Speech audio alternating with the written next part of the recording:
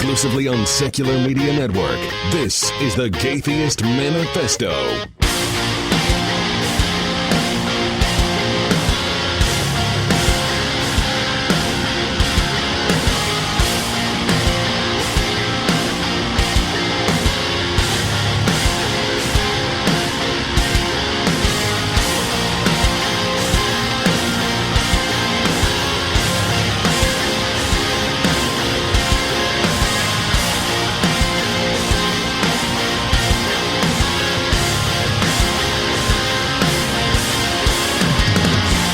Hello and welcome to the Gaytheist Manifesto, your source for news, commentary, discussion, and debate at the intersection of the atheist movement and the LGBT rights movement.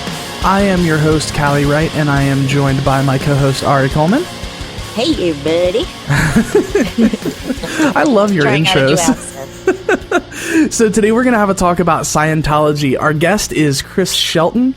He's author of a book called Scientology, A to Xenu, an insider's guide to what Scientology is all about. Chris, welcome to the show. Hey, thanks for having me.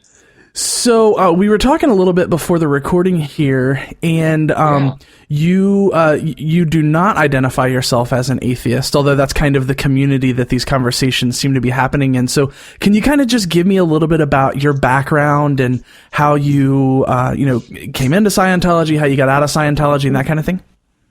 Absolutely. I was born, well, not born, but my parents got into Scientology when I was about 4 years old. And through my uncle, my dad's brother, got him in, and then my parents got involved. And so I was sort of raised around it and with it. My mother had a Catholic upbringing and was determined to not foist religion off on me, which was very, very good of her, very nice of her, actually. But I was still raised around the concepts of Scientology and with the ideas of it and the terminology of it and that sort of thing. And my parents, actually even worked for the organization for a little while in the 70s. And then they stopped working for it in the 80s. And then I was about 15 years old when we were living, we had moved out of Los Angeles up to central Northern California and, well, not Northern, but, Santa Barbara. And my dad said, hey, why don't you go check out Scientology for yourself? Sort of encouraging me to go see what was what with it.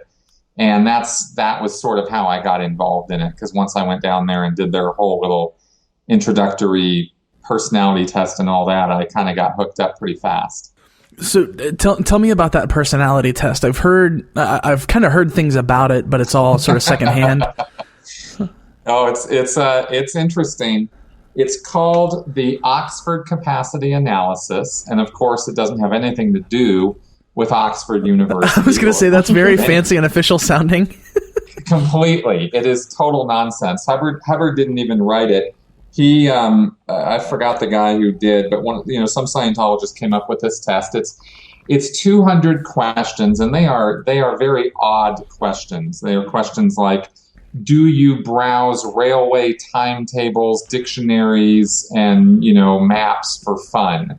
Or, do you have a small circle of close friends or a large group of speaking acquaintances, right? And you have to choose one or the other. It's yes, no, or, kind of in the middle, right?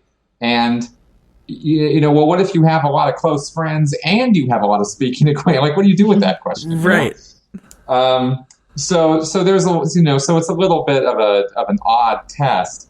But there's 200 of these questions, and or there might also be questions like, do you sleep well? Things like that. Do you consider too much money as being spent on Social Security? And you answer all these things, and what you come up with is a graph of different characteristics of your personality, right? Happy, sad, responsible, irresponsible, and they go from 100 at the top to minus 100 at the bottom. So you can have negative values on some of these characteristics. And so you have this graph which has a center line, and you're supposed to be up in this average, above average range on all of these various characteristics in order to be in good shape. But of course, when you come in and just fill out these tests, hardly anybody is. And like one of the traits is communication, and it's at the top, and the opposite of that is introverted, right? So you get are critical and like out of accord, right? Like you're in agreement and then you're out of accord. So and basically the point of it is to get you talking, is to sit you down and go, okay, here are the results of the test, and this shows that basically you're really screwed up, because pretty much no matter what the test results are, they're going to tell you that you're pretty screwed up. Right. And that, that's you need Scientology. Exactly. And then, and the idea is to get you talking, because what they want to do is they want to know about you, and they want you to tell them what you think is wrong with you, because there's nothing better in terms of, being able to convince somebody that they need to do something about their life.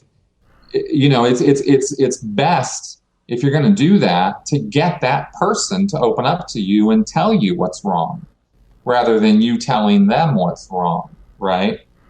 Because you're hitting and missing here. You may be right, you may be wrong. But if you say, okay, this communication score is pretty below average, do you have instances in your life where you have a hard time communicating with people?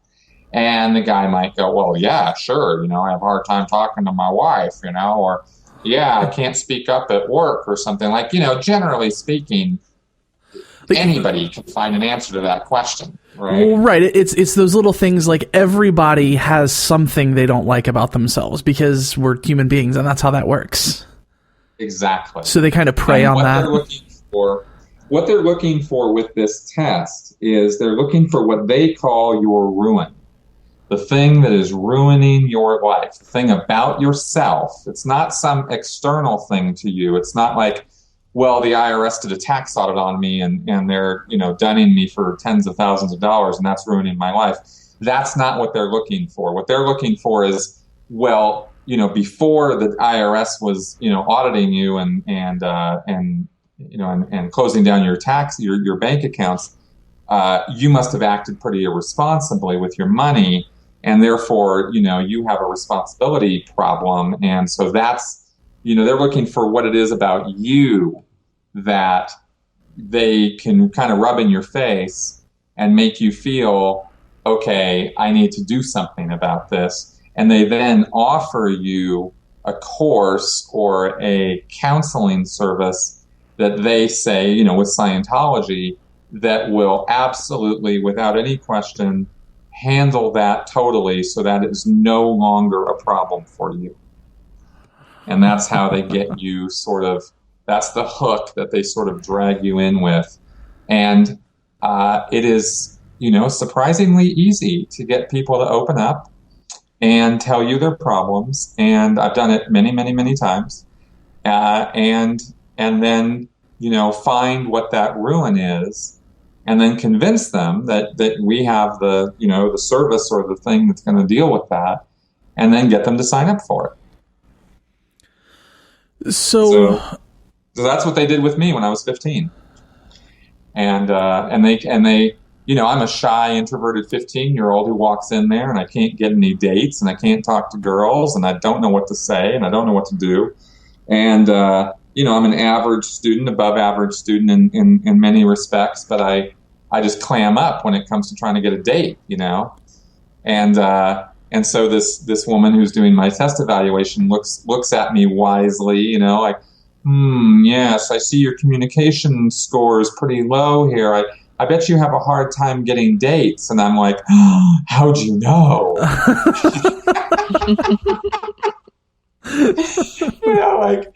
You're this sort of naive 15-year-old kid, you walk in there, they just read you like a book, and you just think, well, oh my God, how do you know how horrible I am at that?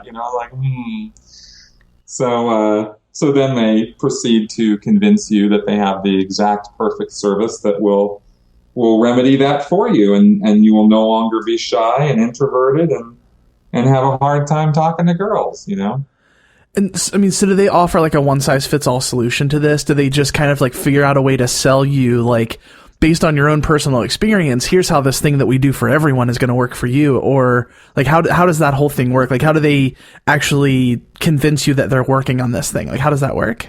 Well, what they do is they have a set number of services that they can provide to you. The number one that they go for more than any other is their communications course. Because, it is true that a lot of people have issues with communication. Or you could sort of convince somebody that the problems that they're having have to do with communication. They have lots and lots of courses. I think now they have something like 21 or 22 different courses that they could offer you.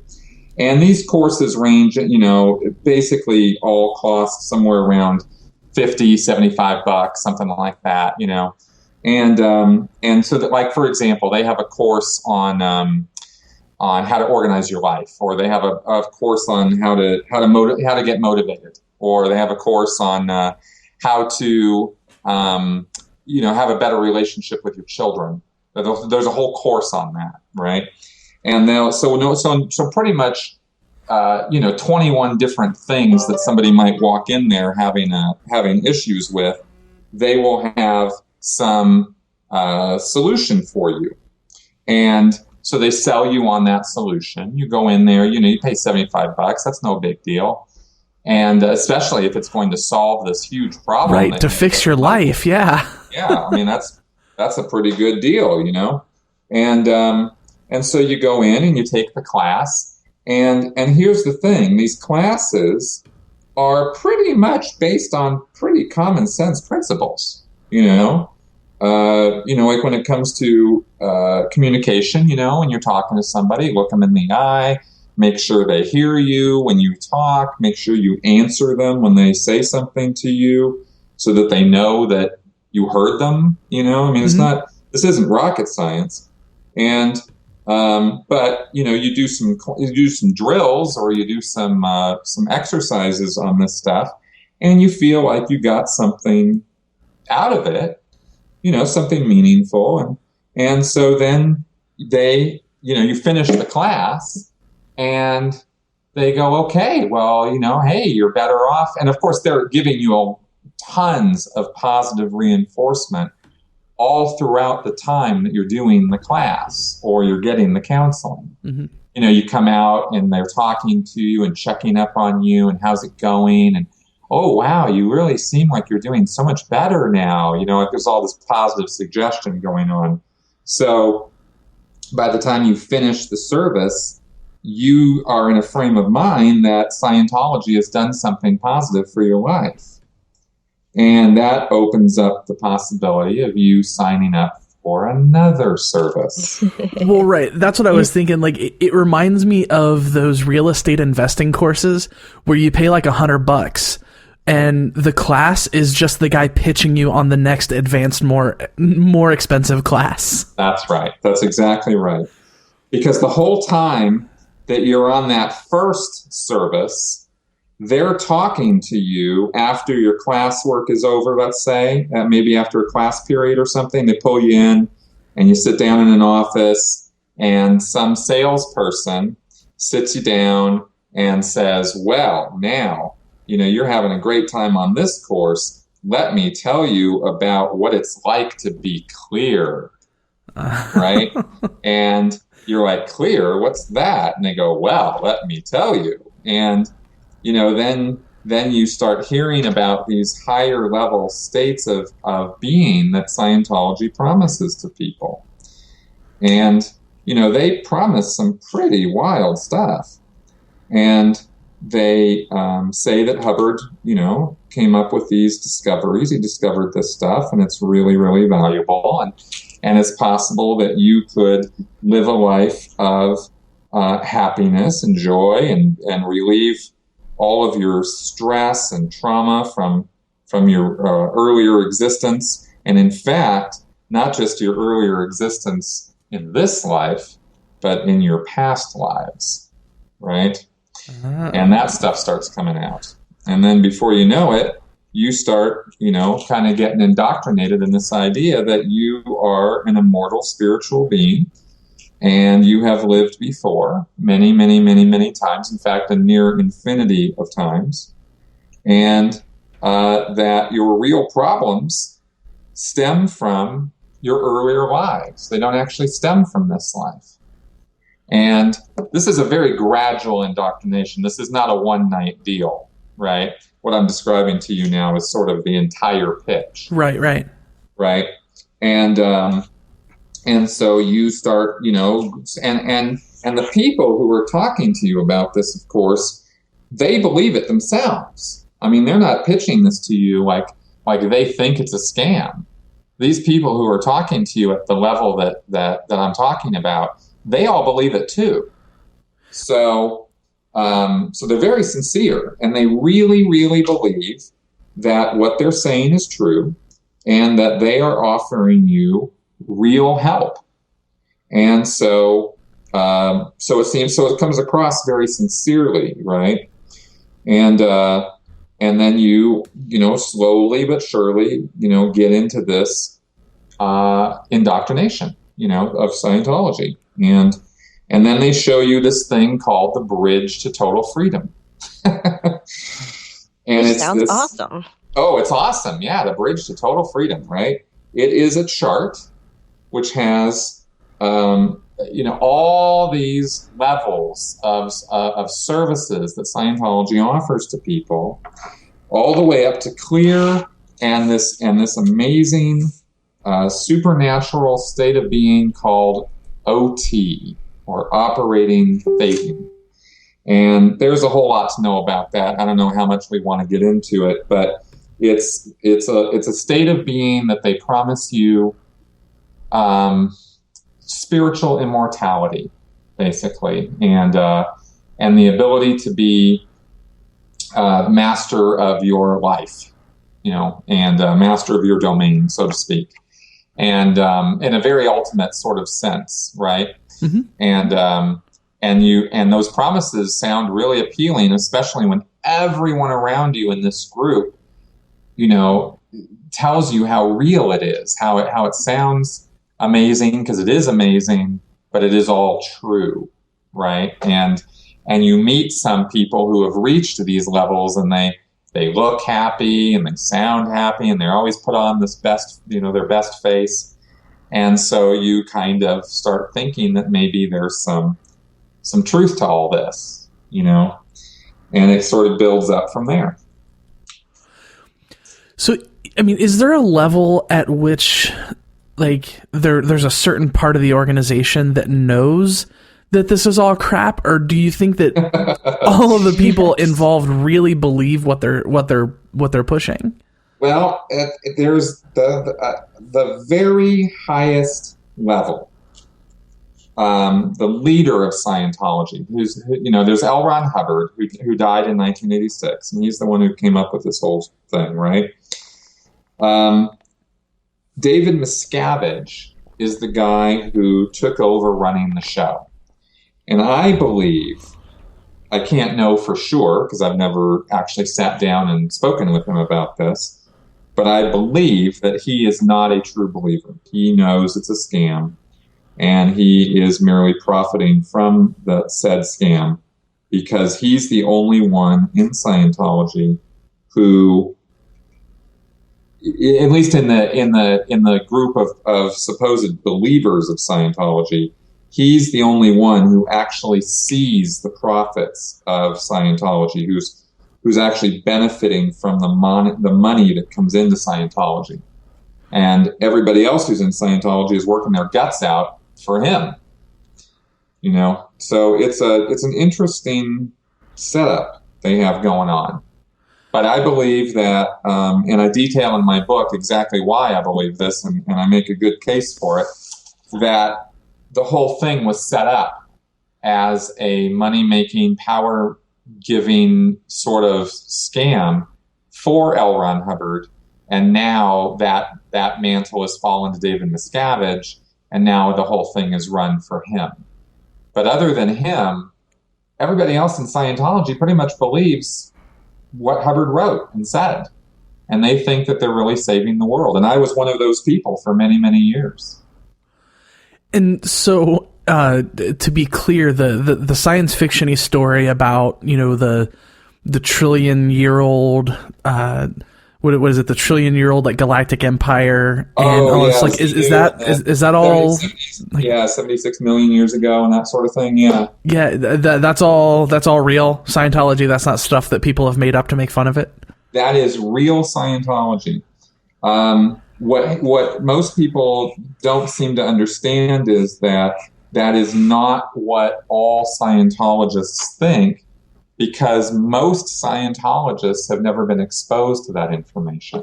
Right. Don't you have to get to a certain level before you're even allowed to hear about that exactly. stuff? Yeah. Exactly. And that's a very high level. That's one of those, I talked about those OT levels at the top of that bridge or that chart. And that story, there are 8 of those levels, right? You go through what's called the lower levels, and then or the grades, right? These are counseling actions that are done on you that address various aspects of life and troubles that people have. And you go through those levels, and then you reach this state of clear, which is where you're supposed to no longer have psychosomatic illnesses, and you're supposed to, your brain's supposed to operate kind of as a supercomputer now, and you're supposed to be able to think much more clearly and react much more like yourself, and not as a result of the past trauma and emotional and psychic and physical traumas that you've had in the past. All that's supposed to be cleared out now. So that's about halfway up that chart. And then after that comes these operating thetan levels, these OT levels. And I should say, I should have said this earlier, but the word thetan in Scientology is the word that they use for a spiritual being or a spirit or a soul. They don't use those words. They use thetan. It comes from the Greek letter theta.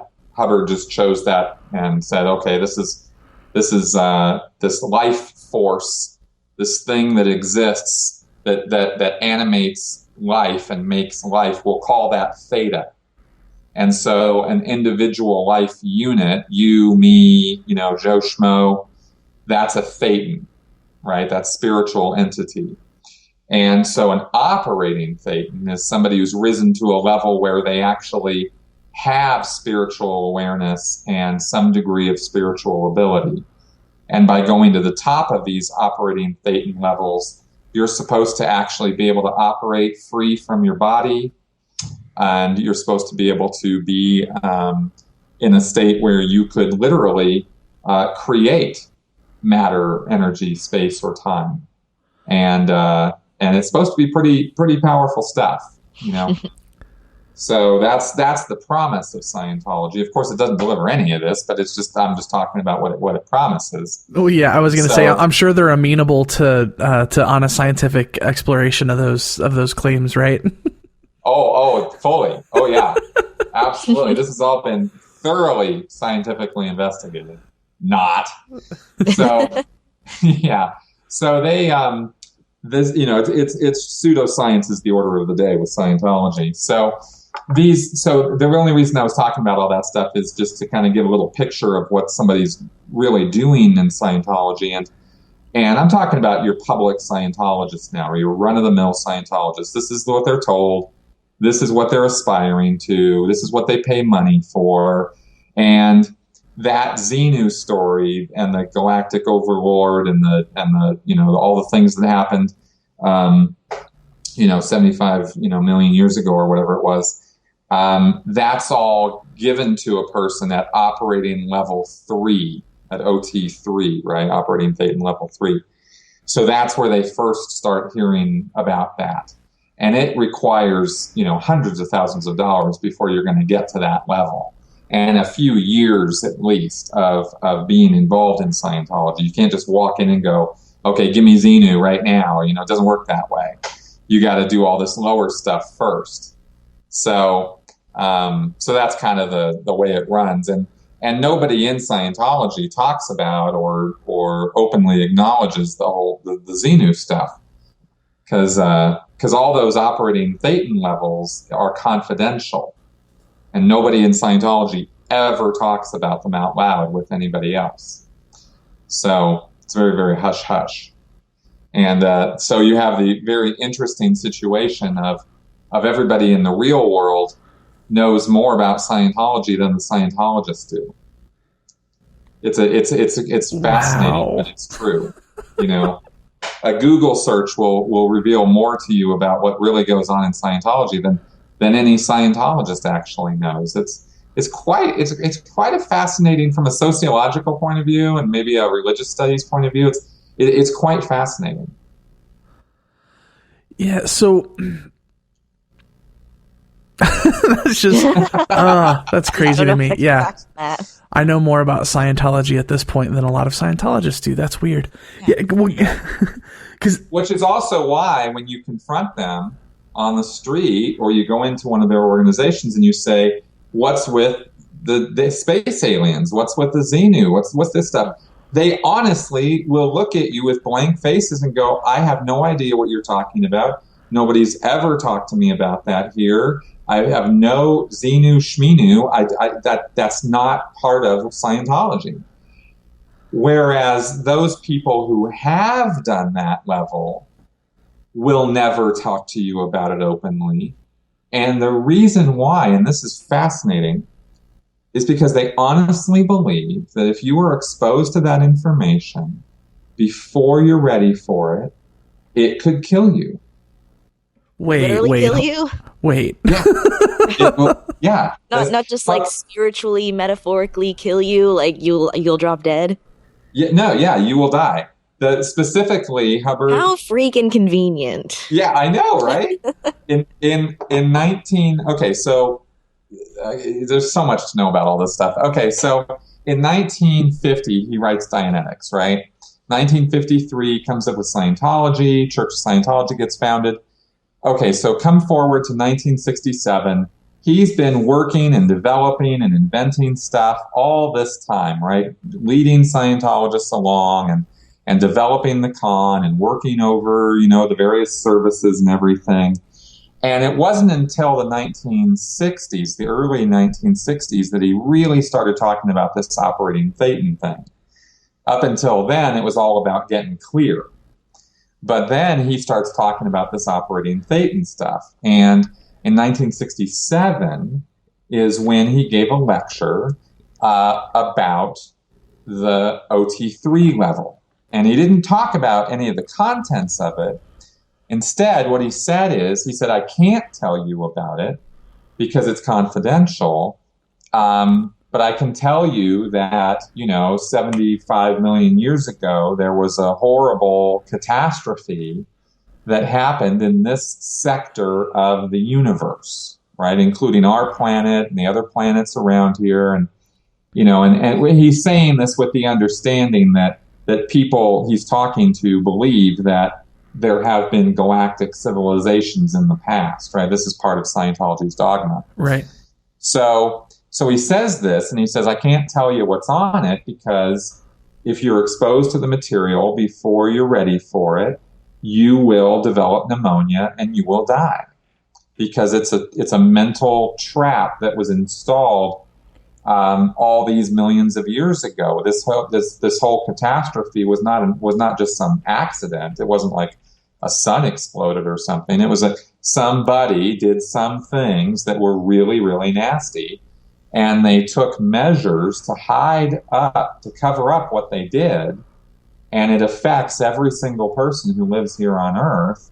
But it's so buried that nobody will ever remember it.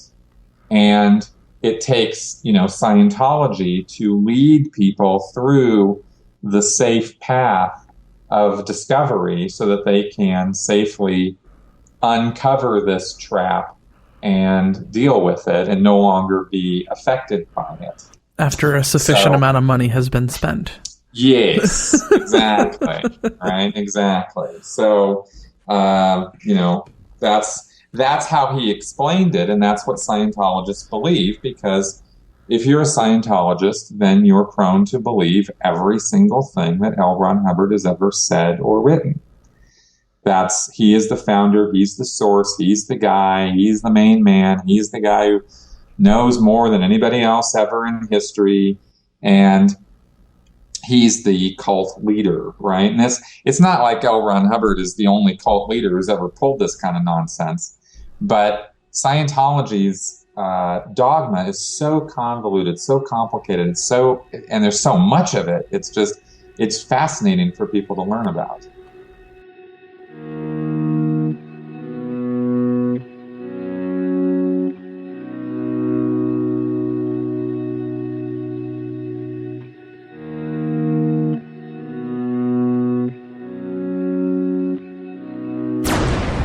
The staff of Secular Coalition for America lobbies U.S. Congress on issues of separation of church and state, and they've become a powerhouse for change in the United States government.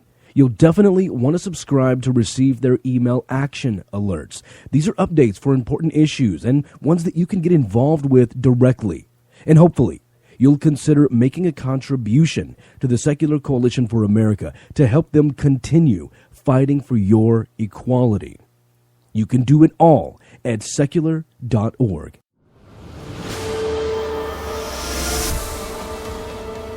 Here's an excerpt from The God Virus by Darrell W. Ray. Every day, religion affects us in ways we may not realize. It makes your Uncle Ned spend hours praying for you. It gives your Baptist neighbor a reason to reject her own child who married a Catholic. It teaches your Pentecostal sister to spank her children to keep them from going to hell. It requires a Catholic priest to deny his sex drive. It causes people to give enormous amounts of money to religious organizations, and causes you to avoid talking to your cousin Jenny for fear she may try to convert you to Jehovah's Witnesses. Religion has both obvious and subtle influences on you and on society. This book explores the impact of religion on you and your world. It draws open the curtain of mystery and offers ways to understand and make informed decisions about religion. Have you ever wondered what makes religion so powerful? What makes people profess deep faith even as they act in ways that betray that faith? What makes people blind to the irrationalities of their own religion, yet see clearly the problems of other religions?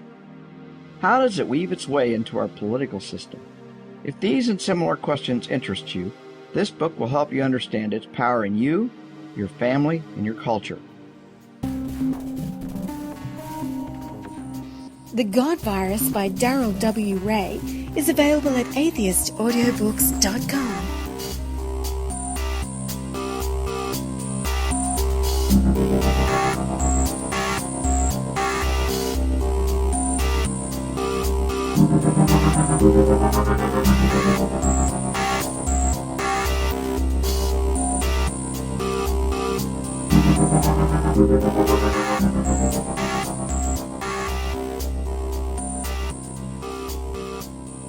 So while we're on the topic of the dogma of Scientology, since we are an LGBT-focused show, is there any kind of specific teaching or doctrine in Scientology about sexuality or gender or marriage or family or anything that would kind of relate to LGBT stuff? Or is it just kind of, we don't really care what you believe? Oh, no. There's very specific dogma about this. And in fact, I pulled this up before we started here because I wanted to actually read it to you straight from Hubbard. Ooh, that sounds great. All the way back to 1950. Hubbard wrote the book Dianetics, the Modern Science of Mental Health. And this book came out May 9th, 1950, and it was positioned as a new psychology. It was a new science of the mind. Now, of course, it's nothing but pseudoscientific tripe. I mean, you read this thing and you just can't even believe that anybody would fall for it. Of course, I say that now, people fell for it all those years, right? But the thing is that I didn't have, I was raised with this stuff. I had a proclivity to believe it. And I didn't really understand what pseudoscience is, right? And the kind of people who fall for this stuff are the kind of people who fall for the Dr. Oz health remedies and the these kind of things, right? So this pseudoscience, homeopathy, this kind of stuff. So here in Dianetics, Hubbard actually makes it clear. He's talking about psychosomatic illnesses, illnesses that are caused by the mind. And he says that Dianetics is able to resolve all psychosomatic ills. And he further claims in Dianetics that some 70 to 80% of all of mankind's illnesses are psychosomatic in origin. And he includes things in this list like some forms of cancer, leukemia, bad eyesight, polio. I mean, he really shoots for the moon on the list of things that Dianetics is supposed to be able to handle. Okay? And the reason I'm mentioning this is because he's talking about psychosomatic illnesses, and he says that and this is a quote now, one of the psychosomatic illnesses one would least expect to find as a psychosomatic affair is the illness of sexual perversion. He goes on to say, the sexual pervert, and by this term, Dianetics, to be brief, includes any and all forms of deviation in dynamic 2. Okay, now, just to segue here, dynamic 2 is anything having to do with sex or sexual activity. Okay?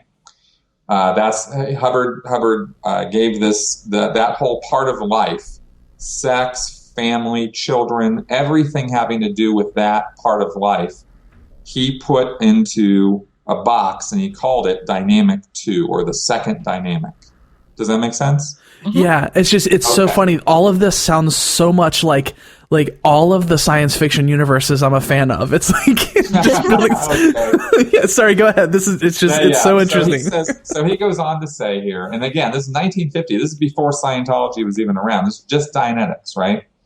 So he says here, by this term, Dianetics, to be brief, includes any and all forms of deviation in dynamic 2, such as homosexuality, lesbianism, sexual sadism, etc., and all down the catalog of Ellis and Kraft-Ebbe.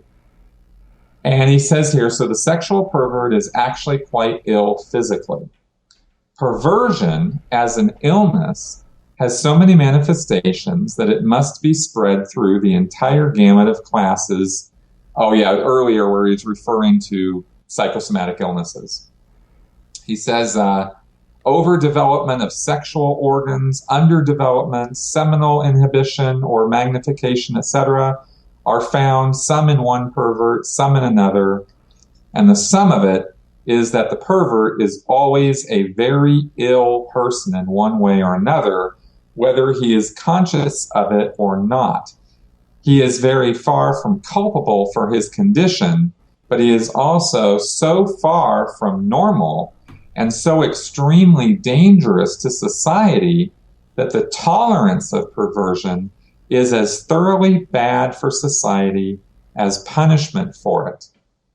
Lacking proper means prior to this time, society has been caught between tolerance and punishment, and the problem of perversion has, of course, not been resolved. So basically, he then goes on to just basically put forth Dianetics as some sort of beneficial remedy for society to deal with this horrible psychosomatic illness of sexual perversion, which of course includes anything other than a sort of 1950s Leave It to Beaver kind of family picture. God, that's so crazy, because I always thought of Scientology, even like with all of the craziness and the pseudoscience and stuff, I always kind of had this picture of Scientology as a more progressive sort of like, we accept everyone, we want everyone to be better and happy, and I mean, that just sounds straight up hateful, like old-fashioned hateful. Well, whole old-fashioned is right, because Hubbard was born in 1911. Right. He's about as old-fashioned as you can get, right? And he had very, very extremely conservative views about the second dynamic. Now, of course, here's the thing. The truth is that Hubbard was a serial cheater, right? He had 3 wives. 2 of them he was married to at the same time. I mean, he was a bigamist, right? This guy was woefully unfaithful to his wives. I mean, we just know this is just documented fact. This isn't even like conjecture or me being down on the guy. It's just how he was, and he was a pathological liar. So you have this guy who's writing this material as though, he's got this very conservative view of things, but it's really not. That's not really how he really viewed things. He was just big on controlling people's lives, and sex, of course, in a group, especially a destructive cult, is a major control factor. It's a big way of controlling people. I mean, just look at the Catholic Church, Right. So, and again, looking at the Catholic Church, you can see the horrifying consequences when you do put unreasonable limitations on a person's sexual activity. And that's what happens in Scientology as well, So if I went there, basically they would see like me being trans or me being queer, like they would see that as an illness to be cured. Like we can work on that and we can fix you. That is exactly how they look at it. Exactly, which is why I read that little bit out of Dianetics, because that's how they look at it. They look at it as an illness. They look at it as something about yourself that is non-optimum, that is something that needs to be fixed. Whether you think so or not, we know that it's that if you were all fixed mentally and spiritually, that condition wouldn't exist. You wouldn't be homosexual, LGBT in any way, right? Because that's what they call an aberration. It's something aberrant. It's off of normal, right? And that's their attitude about it. Now, they don't necessarily readily admit to this anymore. They used to be very open about it.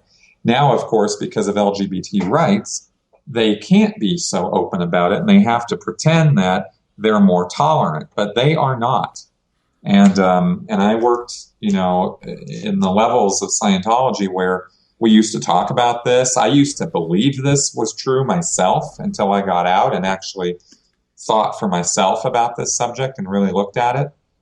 And they will now, as I understand it, they'll let somebody who's LGBT come in and start doing services in Scientology, but they're only going to let them get so far before they're going to go, look, dude, this is going to have to change. And if you're going to continue in Scientology, you have to agree that this has to change. You have to look at yourself as, an aberrant person. And you have to be willing to accept our help to deal with that, and then we will help you to cure your illness, so to speak, right? And they'll show the person this stuff that I just read to you out of Dianetics. They'll say, well, look, here's what Hubbard said. And of course, we follow L. Ron Hubbard. So, this is the deal. And I knew a couple people in Scientology in the years that I was involved with it who were LGBT, who were trying to deal with that as an aberration, as something that was wrong with them. And they were using Scientology procedures to try to cure that problem they thought they had. Yeah, well, and it's so funny that they paint themselves as being so different, but I mean, it's the exact same ththing as any other religion. Like, we're going to convince you you're sick so we can offer you a cure. And that's right. That's how it perpetuates itself. It's like no different. It's a different package around the same thing. That's precisely what it is. And that's why they can say we're LGBT friendly, or we don't have a problem with somebody coming in and who's LGBT and doing services. But like I said, that lack of a problem is only going to last for so long before they're going to take you into a room and they're going to sit you down and they're going to go over, these materials that Hubbard wrote, and they're going to say, look, we want to help you with this. And that's actually part of the kind of really sick part of it is we want to help you with this condition that you have, right? Because who you are or how you think you are, well, we know better. We know that's not who you really are. We know how you really should be. And that's their attitude about it, is that they do know better than anybody else, than anybody who walks in there, Yeah, well, in speaking of seriously skeezy things associated with Scientology, I'm curious to know more about, it's called the Sea Org, right? Where yes. So, fun times. So the first thing that I ever read about Scientology, I think it was an expose in Rolling Stone or something like that a couple of years ago. And I remember they spent a lot of time talking about this, and I was just like, my God, how do they get away with this? Well, so if you could just kind of explain, take a minute and explain what it is, and then, there's the Sea Organization, and that's SEA organization, right, as in the ocean, not sea like the letter C. The Sea Organization was started also in 1967, and it's the clergy of Scientology. It's the core group that keeps Scientology going. And basically, the people in the Sea Organization are dedicated to working on nothing but Scientology all day, every day. And they don't have houses, and they don't have apartments, and they don't have regular jobs, and they don't have a life. They just have Scientology. They dedicate themselves to it in such a way that they've agreed that they will forego all the regular things that normal people have in a life. So it's kind of monastic a little bit that way, right? Kind of like monks, right, in a monastery. Mm-hmm. But it's so much worse. I mean, you think about monks in the monastery, and you think of these peaceful, quiet people making wine or something, or right. writing scrolls or something like this, or praying all day. That is not what the Sea Org is like. The Sea Org are dedicated 24/7, and basically what they do is they pledge themselves to upholding, forwarding, and carrying out command intention. And that's capitalized, command intention. And what that sounds means is, really ominous. well, and it should, because what it means is that, when L. Ron Hubbard was running things, and now, of course, like I said, David Miscavige does, L. Ron Hubbard was the head of the Sea Org. And so basically command intention was anything he wanted, right? Because he was command. It's a paramilitary group. I'm sorry, I should have clarified that. They think and operate with naval terms, right? Hubbard basically made his own little navy. So you have uniforms, you have ranks, ratings, you have everybody, your senior is called sir, whether it's a man or a woman. Yes, sir, no, sir, that sort of thing. And you operate in this caste system or this rank system of that's how you are positioned in the Sea Organization, right? As you have rank and you have the position of where you work. And so everybody in the Sea Organization listens to the head of the Sea Organization as command, right? And what command wants is what Scientology is doing, because that's what everybody in Scientology does is what the guy at the top says to do. And so that's why they listen so anxiously to what L. Ron Hubbard said, and now that David Miscavige has taken over, they listen to him, right? And because he's the head of the Sea Organization. There's probably somewhere between 4,000 and 5,000 Sea Org members worldwide, and they're the core group. So they're the ones who manage all the churches. They're the ones who deliver the confidential upper level services of Scientology. They're the ones who hold all of that material. They keep it safe from, the rest of the world, even though it's all leaked out. So right. They kind of failed on that score. They're also the ones who produce the website. They're the ones who produce all the films, the audio-visual materials that you see, everything that you see, all the promotional materials, everything you see when you see a Super Bowl ad for Scientology, you're looking at something that the Sea Org produced, right? Which is not to say that everybody who's in the ad is a Sea Org member. They could have hired some actors and stuff, but the people who filmed it, edited it, put it all together, got it out there on the Super Bowl telecast, that was all Sea Org members doing that. So that's kind of what they do, is they're the glue that holds Scientology together.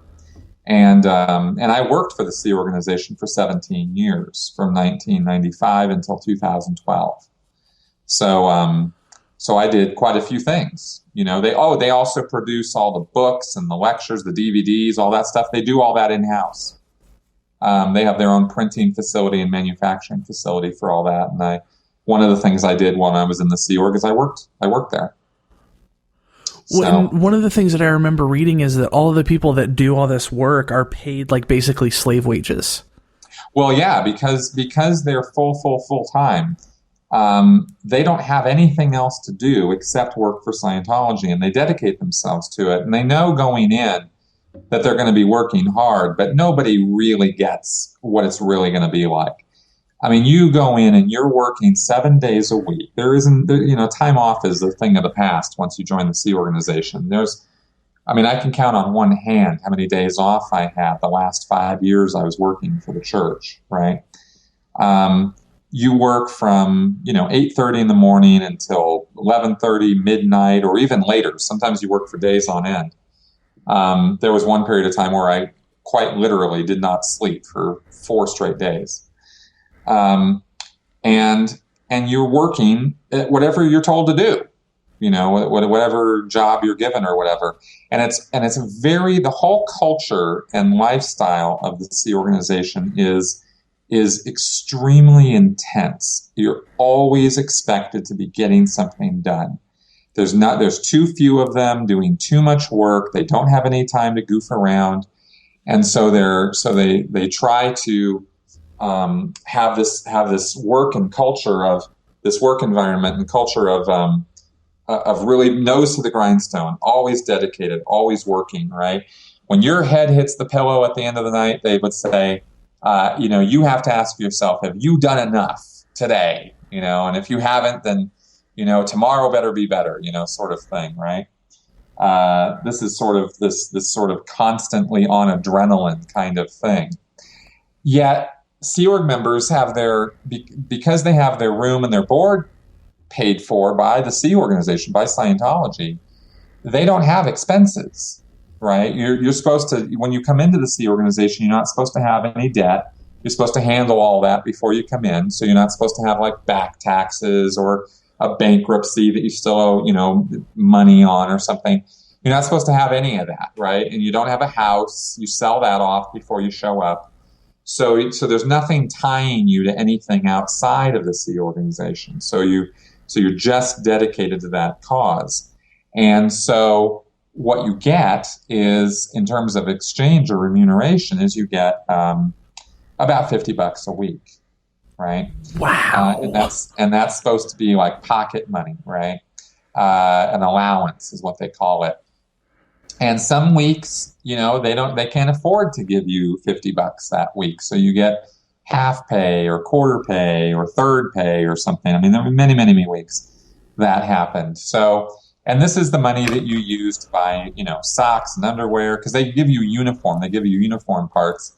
But of course, they're not buying your socks and your underwear. So you got to buy those. Or if you smoke, you can buy your own cigarettes and this kind of thing. So you eke out an existence in the Sea Org. It's not, because you have to eat what they're serving, and you have to sleep where they tell you to, and you have to, they have these, you get up in the morning and they have like the military, they have musters.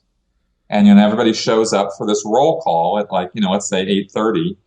and they call roll, and everybody's accounted for, and then they get briefed on what they're going to be doing that day, and then they go off to their individual jobs, and they do their job, and then they go to lunch, and lunch is a half hour, and then they have another muster, and then they muster up again, and then they get briefed up again or whatever, and then they go off and they do their work for the afternoon, whatever their job is, and they have many, many, many different kinds of jobs, and then they go have half an hour for dinner. There's no breaks. There's no time off in there.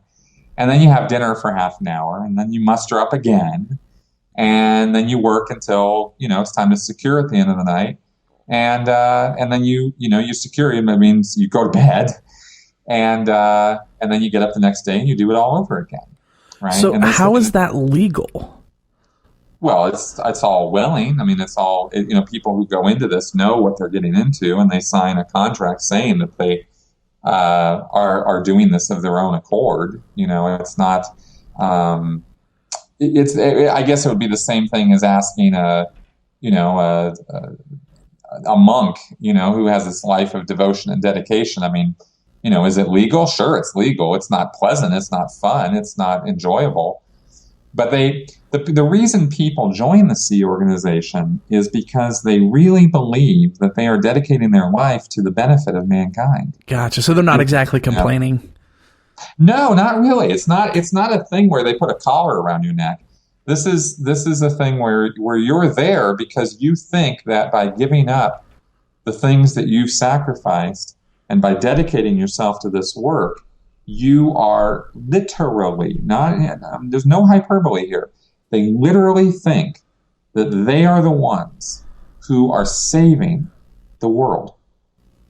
And there's a lot of delusion that goes on. There's a lot of self-delusion that goes on in Scientology with this, but it's impossible to really understand these people if you think that they're just a bunch of morons, because they're not. They're very, very smart people, most of them. But they've been sold a bill of goods. They've been sold on this idea that Scientology is the only methodology, the only technology that exists in this entire world that is going to free mankind from his spiritual chains. And they believe that mankind is so screwed up spiritually that they don't even know how screwed up they are. They have no idea how screwed up they are. And they need Scientology in order to come to a realization of how screwed up they are. And they need Scientology to get unscrewed up. There's nothing else that will do it. This sounds exactly like Protestant Christianity. Well, it should sound like a lot of different religions, because the ideas are, and the devotion is very, very similar. But the problem with Scientology is not that there's a bunch of dedicated people in it. The problem is that it's founded on a bunch of lies, and that they are taking advantage of these people. These people don't know that they're slaving away. I mean, I worked at this thing for 17 years, and I truly believed that what I was doing was making a difference in the world. And it was only after years of this, when I started seeing behind the curtain and started seeing the lies and started seeing the fanatical devotion to making money, that I started getting the idea that, maybe something wasn't quite right here. And it took me a while to see that. And then after I decided, okay, well, this Sea Org thing isn't really for me. I still want to do Scientology, but not so sure that I want to be in the Sea Org anymore. So I kind of got away with quitting. I went through this process of leaving, and I did it in such a way that I could still do Scientology. But after that, I got on the internet, and I started learning things, that I did not know, and that showed me that what I'd been dedicating my life to was nothing but a lie, and that was a very, very bitter pill to swallow, but that's what happened. That's how they work. So they're very dedicated people, and I can't really knock them for having that level of dedication. What I speak out and advocate against is the fact that the people who are in charge of those people and the guy who founded this whole thing did it under incredibly false pretenses, and knowingly so, and did it for the most base reasons possible, which was money and power, and got away with it. Is successfully lying to these people about it, and it's very sad when you know the truth of it. And I, it took me quite a while to learn all the truth of it, and then start speaking out about it in such a way that hopefully people will listen. Yeah, well, that's kind of a nice segue, because I was kind of asking, what your exit looked like, and you already kind of gave that a little bit, but I understand, because you said you were introduced to it by your family, and my understanding is that when a family member leaves Scientology, that they're supposed to be shunned, like some Christian religions do. Yeah, let me clarify that a little bit, because it's not quite. There's a little bit more nuance to it than that. You can leave Scientology, you can stop doing Scientology, and you're not going to necessarily be shunned. It's if you leave publicly, if you start speaking out against it, if you start positioning yourself as an enemy of the church, that's when you get the shunning, right? It's wielded as a sort of a political tool, right? You better not say anything about us. You better not be blabbing, or telling people bad things about us, or we're going to take away your family and your friends and everything, right? Which is, of course, what's happened to me. But my parents, for example, have not been formally shunned or disconnected. What they call it is there are, basically levels of trouble you can get into in Scientology. And the worst one is when they basically hang a label on you, and that label is called a suppressive person. You're a suppressive person. You're suppressing people. You're holding them down. You're trying to ruin them. You're trying to destroy them. That's what they mean by suppressing somebody. And a suppressive person is basically the same thing as a psychotic nutcase, right? As somebody who's gone so far over the edge that they're trying to do evil. They're trying to do harm to people. And of course there are, such people in the world. I mean, Ted Bundys of the world, right? The Hitlers and Stalins of the world are truly suppressive people. Those are really bad guys. But Scientology has taken this label and applied it to anybody who says anything critical of them. And that's where it goes over the deep end, right? And so, many, many, many people who've gotten involved with Scientology and then seen behind the curtain and saw something was wrong, they said, "Hey, this is no good." And the church said, "Well, you better agree with us, or you better fall into line, or it's not going to go well for you." And they go, "Well, screw you." And the church says, "Okay." And then they hang this label on a person. They say, "Okay, you're declared a suppressive person." And they let everybody in the church know that this person is now a suppressive person. And that means there's this, that there's actual written policies in the church that state that you cannot communicate to or be connected in any way with somebody who is named a suppressive person. If you continue to that connection, you will be labeled a suppressive person. So, and that means, of course, that once you're labeled a suppressive person, you can no longer speak with or be connected to anybody who is a Scientologist. And if that includes your mother or your father or your sister or your kids or your grandmother or the business partner you've been in partnership with for the last 20 years, or your high school friends, whoever these other Scientologists are in your life, they will literally cut you out of their life instantly. It happens so fast, it's freaky. And suddenly, your Facebook friend count goes from 500 to 20 overnight. It just happens. And that's devastating. Once the word gets out, it gets out fast. And suddenly all these people who were in your life are no longer in your life, and they will not talk to you. They will not have anything to do with you. And you are effectively shunned. And this has been used to break up families and businesses and friendships. And And for me personally, when it happened to me, I lost my fiance. I had a woman that was a Scientologist, and I was going to marry her. We were talking about kids. It was the whole deal.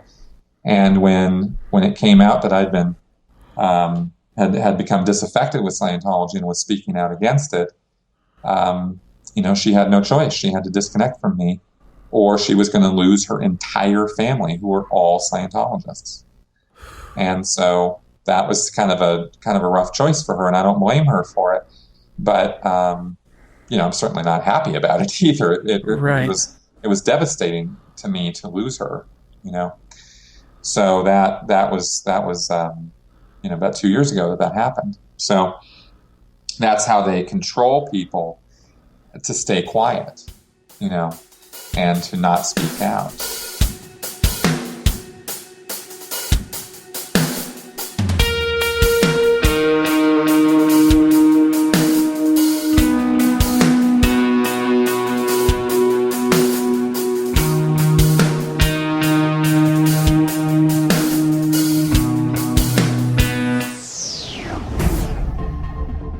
Here's an excerpt from Mum, Dad, I'm an Atheist by David G. McAfee. It is the same highly regarded concept of an afterlife that allows misguided religious people to justify the mistreatment of those who disagree with their religious ideologies. They are simply trying to protect you from eternal damnation in the afterlife by condemning you, insulting you, and even disowning you in this life. It is not to say that becoming open about your disbelief is always going to be met with these negative reactions, and, in fact, that is precisely what this work is hoping to prevent. But it is important to understand that if you experience negative reactions from religious kin, it is probably a result from the religion's teachings, and likely not from any personal vendetta or hatred.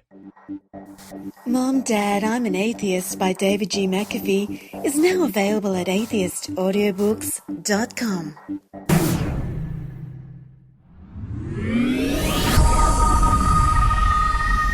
Here's an excerpt from Disproving Christianity by David G. McAfee. Each argument and contradiction presented will bring us closer to disproving the main pillars of Christianity, using nothing more than logical thinking, statistics, scientific and historical data, and Holy Scriptures. The debates between Christians and non-Christians have raged for thousands of years, and I expect the conflict to continue. But I do hope that these arguments will allow those Christians who may not have questioned biblical fallibility in the past to realize that these texts are man-made, and they represent the ideas of those fallible individuals who created and edited the compilation of texts now considered to be the Holy Bible. They contain errors, contradictions, and a stagnant moral code which, in many ways, no longer coincides with the morality of modern man. What I hope to gain from presenting these arguments and little-known biblical passages to the reader is a sense of understanding of Scripture which may not be presented in Bible study or in church, and for good reason.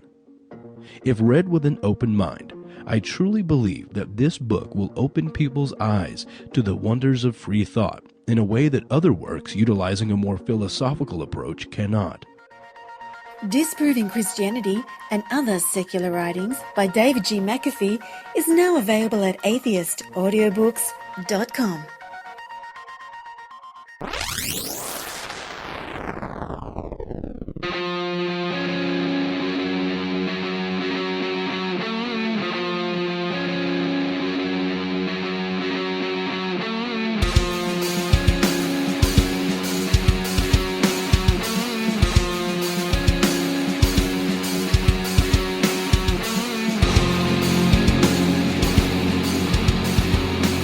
Curious, how do you even start when you're raised in this kind of environment and you're not supposed to be associated with anyone who says anything negative about Scientology? How do you even start to go down this path of questioning whether or not Scientology might be the truth? How do you not just, even if you are on the internet and seeing all these, get of abuse and Scientology is a cult, how do you not just shut that out immediately? How do you even get started? Here's the thing. You do shut that out immediately. When you're a Scientologist in good standing and you actually believe in it, then you are indoctrinated to not look at that stuff willingly, right? Like you're the one who puts the brakes on looking up stuff on the internet, reading any of this stuff. There's consequences to it, but really the indoctrination is really what does the trick, is you police yourself. And what happens is generally people's exit from the cult, or from any cult really, is that something happens to them personally that they can't quite excuse or justify. And after a series of these things happen, their eyes start opening. They start busting through some of the indoctrination and the mind control techniques, right?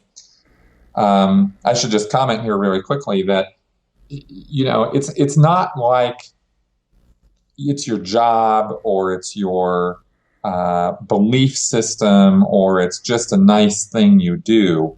For destructive cults like Scientology, they take over your life. I mean, you really believe that it's a matter of life or death, that you're part of this thing. So, it's pretty deep indoctrination. It's not just a passing sort of thing once you're really involved in it. So you police yourself and you keep yourself, from looking at anything critical of it because you're told to, and you think that's the right thing to do. But once some things start happening to you that are not acceptable, you start wondering, wait a minute, some of the cracks start appearing in the wall and you start letting some of this information in. And then it's kind of like a dam. I mean, it just starts flooding in, and that's kind of how it happened to me. I saw when I was still working for the church, I saw that it was very, very heavily going into getting people's money. And I didn't like that. That's not why I was there. It's not why I joined Scientology. It's not why I was part of it. But it changed over the years. It got worse. I mean, it always had been about money, but it had the appearancy that it was about helping people and servicing them and giving them classes and counseling. And it seemed like that was really the main thing that was going on. But over the years I was involved, under David Miscavige, it got more greedy. It got hungrier and hungrier for just straight money. Just give me the money. And I saw that happening, and I didn't like it. And I didn't want to be part of that anymore. And so that's why I stopped working for the Sea Org, is because I thought this is wrong. But I still thought Scientology as a practice was a good thing, and I still thought it could help people. Well, what happened to me personally is that after I left the Sea Organization, I started being treated like a second-class citizen because I was now an ex-Sea Org member. Right? You'd given up.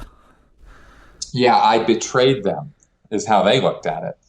I had, even though I did everything that I was supposed to do in leaving, there's this stigma that gets attached to you if you were in the Sea Org and you were dedicated to the cause, and then you change your mind, they don't like you anymore, right? And since the Sea Org is the glue that holds Scientology together, they have a lot of power in that. They are the power in that organization.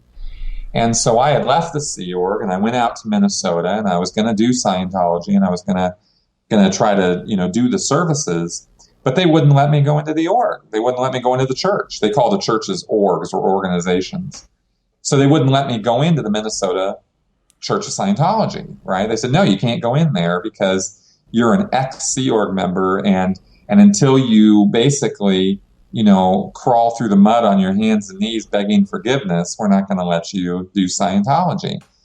I'm being a little figurative there, but that was basically what they were saying. Right. I was not supposed to be Facebook friends with Scientologists. I wasn't supposed to be having friendships with them. I was supposed to just disappear for a while. It was really what they wanted me to do. And as you might have kind of gotten the idea of on the show here so far, I'm not the kind of person who shuts up and disappears. Right. So I talk, right? I communicate. Oddly enough, it was Scientology that taught me how to do that so well, right? Whoa. So, yeah, isn't that funny? So, So I wasn't sitting still for that. I didn't think that that was acceptable. And some of my friends didn't either. My fiance was very confused about the whole thing.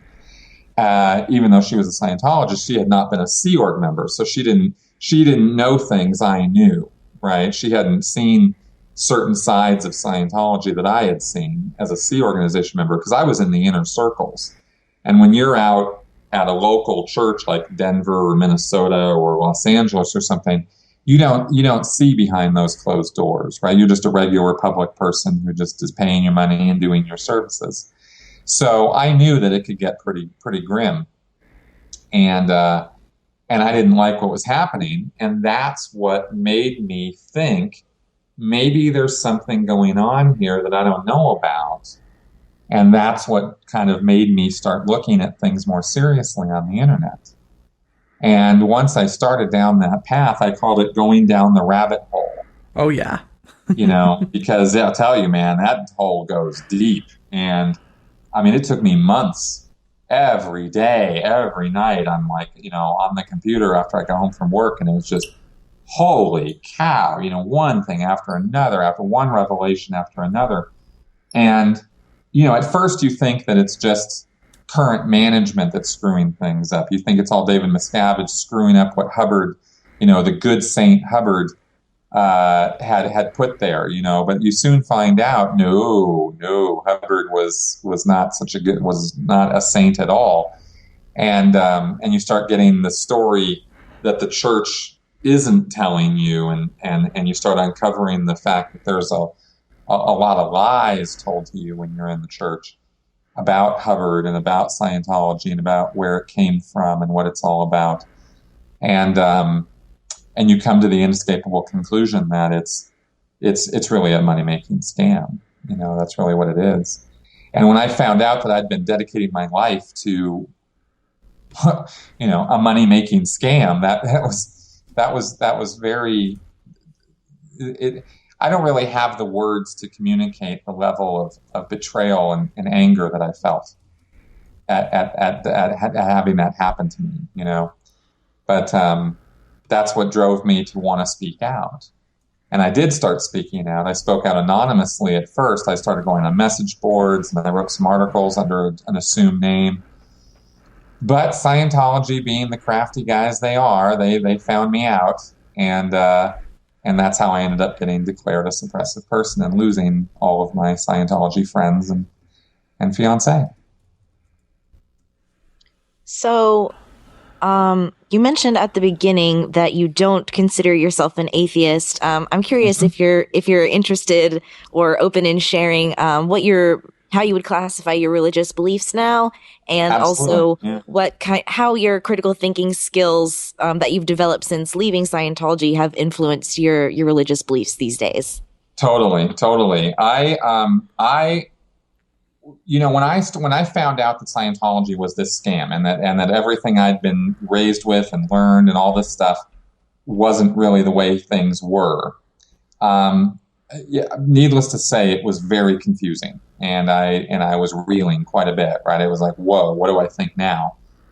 And I just, I did a really good thing, which was I just kind of stopped and said, okay, right now, the one thing I know is that I don't know shit, right? I don't know. I'm sorry. Right. Can I swear on this show? Sorry. Shit's okay. It's PG-13, so you're good. Okay, good. So, Kelly, I think you just went over the allotment. I think it's one per episode. Damn it. Damn it. Yeah, Tom. I was very confused, and the only thing I told myself, I really remember this very clearly because it was a real moment of clarity for me. Is I said, okay, I am not going to go from one cult into another, right? Once I acknowledged that I had actually been in a cult, and that I had been lied to and deceived and all that, I was like, okay, I got to figure things out. And it was exactly at that time that I stumbled on the internet onto skeptic.com, James Randi, Carl Sagan, the great, The Demon Haunted World, Carl Sagan's brilliant book on critical thinking, right? And the whole field of logic and reason and skepticism, which I had never really heard of before. obviously. Right. So I just started, I was like a sponge. I just started sucking this stuff up, right? Like, oh my God. And the reason it appealed to me is because I found these quotes very early on about science being not a body of knowledge or a body of facts, but a way of thinking of things, a way of looking at facts and information with the idea of evidence and scientific method and validation, right? And peer review, and like, in other words, you got to prove stuff. Right. And, having spent a couple decades in a field of pseudoscience and not even knowing what pseudoscience was or being able to recognize it for what it was, suddenly I was able to, apply these new principles I was learning and seeing how ridiculous so much of what Hubbard had said was, right? That I had just swallowed because it sounded good and because people around me believed it and said it was true. And now I had this way of thinking where I could really analyze information for myself and look at sources and look at results and consequences and all this stuff, right? And it was just wonderful. And I started learning about logical fallacies and was like, whoa, this is amazing, right? And reading The Demon Haunted World, Carl Sagan's book, and reading about this thing that he called the baloney detection kit, just nailed it, right? Because he gives you a whole series of steps on, how to be a critical thinker. And so with that, armed with that information, it sort of changed my life because it gave me real tools and real way of thinking that I didn't have to buy anybody's baloney. I didn't have to believe anything. All I had to do was kind of look and see for myself what was true and what wasn't. I didn't have to believe anything because somebody said it was that way. And that's how I've been in Scientology. So getting back to your question on religious belief,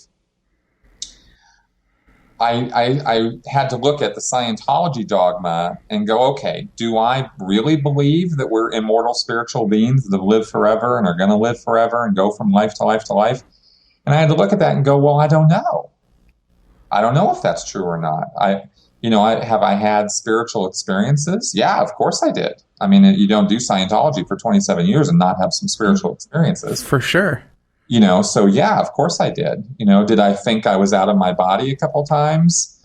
Out of body experiences? Yes, I did. I really believe that, right?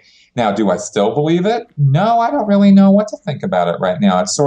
It's gone from this sort of idea of that happened to me to now I'm sort of looking at it going, well, maybe it happened to me, maybe it didn't.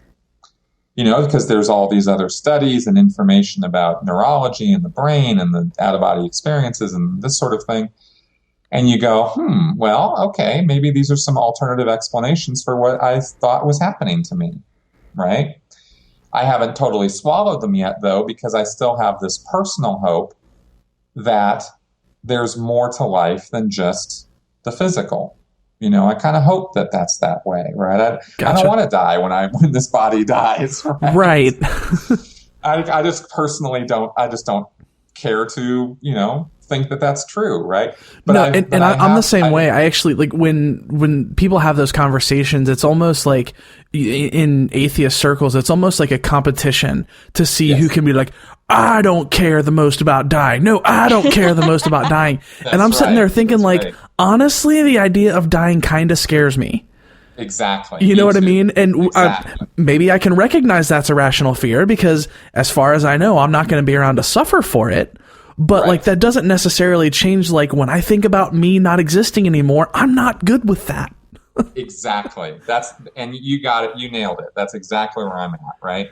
And maybe over the years, as my life continues, I will reconcile something with that. Right. And I've been pretty open about this on my YouTube channel when people have asked me about this. Right. It's like I say, I don't have a belief. I have a hope. Right.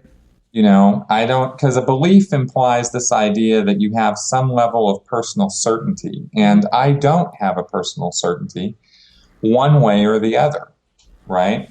And so I find myself being very tolerant of other people's beliefs. I think that's, the only way to sort of peace on earth in the first place is that we become tolerant of belief, because belief is as individual for people as their DNA. Everybody has their own belief. And I think that they have the right to have those. Now when it comes to some of the atheist arguments about the harm that organized religion causes, of course it does. And I'm very suspicious of organized religion for obvious reasons. I have some issues with in a historical context with the damage that organized religion has done, but I don't confuse those ideas with an intolerance of personal belief. Sure. Right. And I wish that other people in the atheist community could somehow be a bit more tolerant. I also wish there were a whole lot of people in the Christian community and Catholic community who could be a little bit more tolerant too, right? Like, let's all just stop being assholes, please. Exactly. Exactly. I think we should be intolerant of intolerance. Exactly. That's what I think, and that spreads for me across, that's a position I've adopted across all spectra, social issues, LGBT, all of it, right? Because I was very intolerant when I was a Scientologist of LGBT, and that was something I had to seriously reevaluate for myself after I got out. Was I had to look at it. I remember standing there in my room, reading Demon Haunted World and looking up and going, wait a minute, why is it that I think homosexuality is such a perversion? Well, wait a minute, the only reason I think that is because Hubbard said so.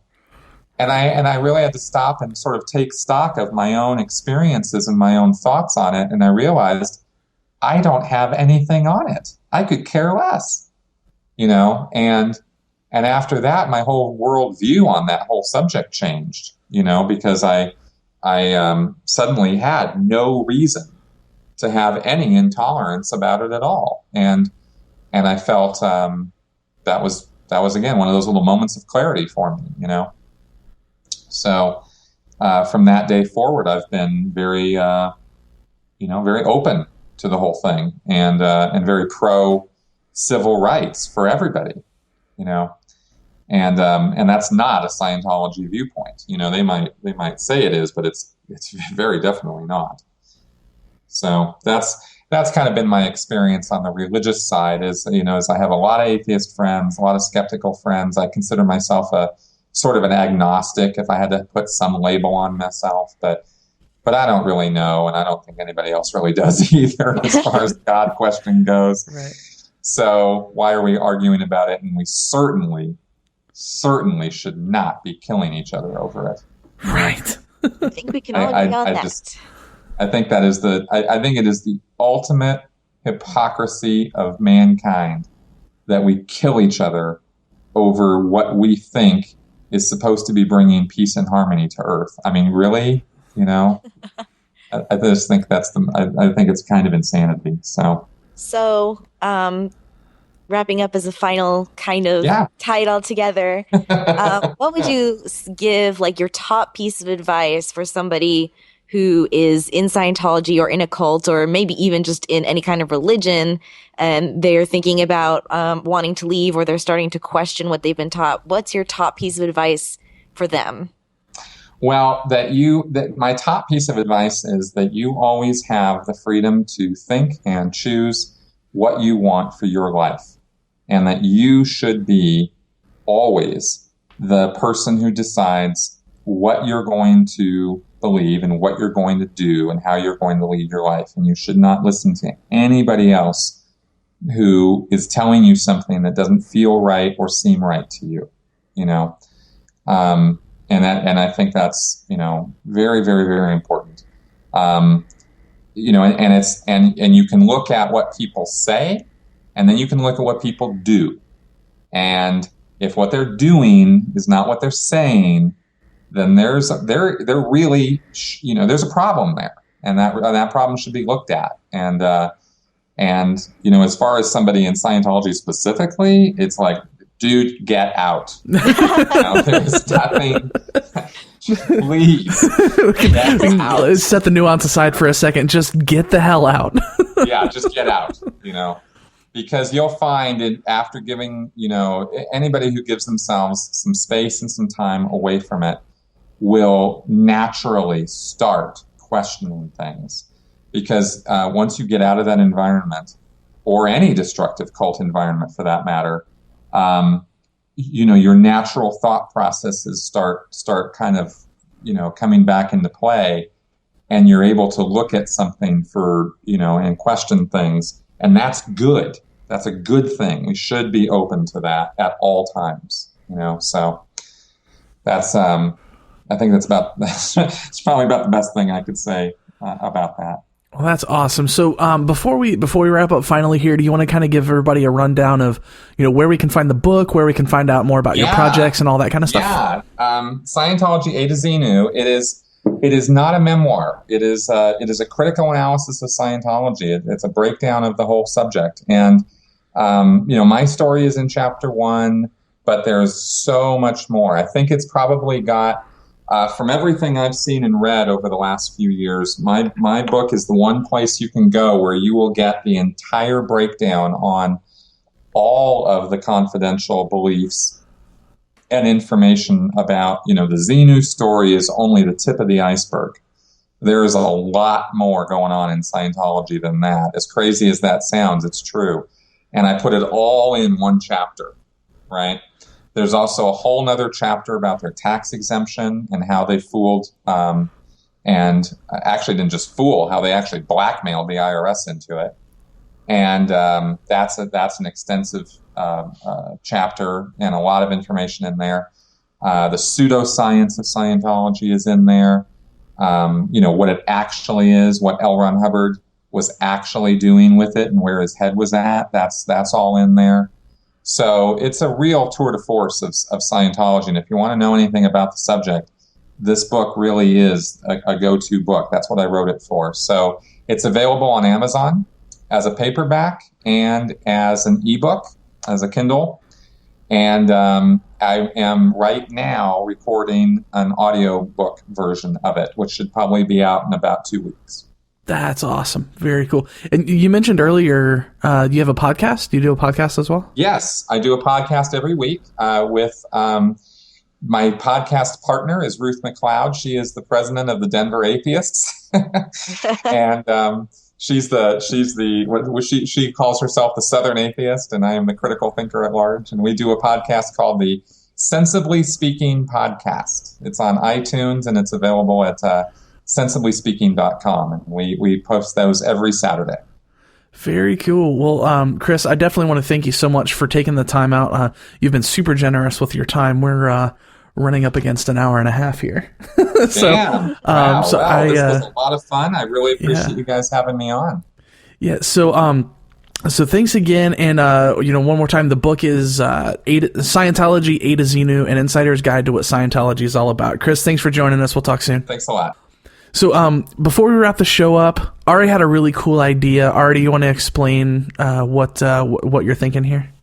Yeah, so I would really love to hear more from our listeners and get to know each and every one of you individually. So I had an idea for anyone who wants to participate. Please send us a picture in Messenger on the Gatheist Manifesto Facebook page. I think it's facebook.com/Gatheist Manifesto. It is indeed. It could be you wearing your favorite atheist shirt, your favorite LGBT shirt, holding up a sign with a catchphrase. If you don't want to send us a picture of your cat, of yourself, send us a picture of your cat or your dog or your partner or your children or whatever. And just write us a little blurb about you and what you want us to know about you. And we'll post the picture and your little blurb on the Facebook page. And if you want to be anonymous, just let us know like a nickname that you'd like to use, or we can just call you anonymous person. Yeah. So I think it'll be fun to get to know all of our listeners that way. I think so too. One of the great joys of doing this podcast has been meeting and getting to know new people. So I think that's an awesome idea to do that. one more thing. Next week, we're going to be doing an episode about navigating the workplace. And we are very, very interested in hearing stories of people navigating the workplace, both as as queer, trans people, as atheists, as folks who are generally not the mainstream, not considered the default. I know I personally have some interesting stories surrounding that. Ari, I'm pretty sure you probably do too. Yeah, I do too, of course. I think pretty much everybody does at some point or another. So, definitely would love to hear people's stories. Happy, sad, indifferent, how things have worked out for you, especially, people who have, trans folks who have transitioned on the job, or people who are working in an environment where they're closeted. Very, very interested in hearing stories, because I think that's a super important aspect of this whole experience that maybe doesn't get talked about enough. So the email address is thegaytheistmanifesto@gmail.com. So you can shoot us an email and let us know your stories. Obviously, we're happy to keep you anonymous. Just let us know if first name is okay, last name is okay, or if you'd rather stay anonymous. We're happy to honor that. We just want to hear people's stories. Send us the juicy deets. Right. Well, that, my friends, is going to do it for this episode of the Gaytheist Manifesto on Secular Media Network. I want to thank my co-host Ari. Thank you very much, Callie. And big thanks again to Chris for being so generous with his time. I told him maybe an hour, and we went an hour and a half. So super, super generous of him to stick around and keep the conversation going. I think it was a great conversation. I learned a lot. Oh yeah, I did too. Yeah. You can find us on Facebook at facebook.com/thegaytheistmanifesto. You can email us at thegaytheistmanifesto@gmail.com. I'm on Twitter at GaytheistCallie. You can find the show on Twitter at The Gaytheists. And Ari? I'm on Facebook at Ari Coleman. And if you'd like to support the show, you can go to patreon.com/thegaytheistmanifesto and make a per episode donation to help us out. If that's not something that's doable, totally okay. You can always head over to iTunes and give us a 5-star review, and that is super, super helpful as well. Before we go, I want you to know that if you're lost, you're hurting, you're scared, if you feel like no one cares and no one understands, you need to know there's a community out here that loves you, cares for you, knows that you're capable of amazing things, and that you are worthy of love. If you're struggling, please don't be afraid to reach out. Until next time, friends, this is the Gaytheist Manifesto.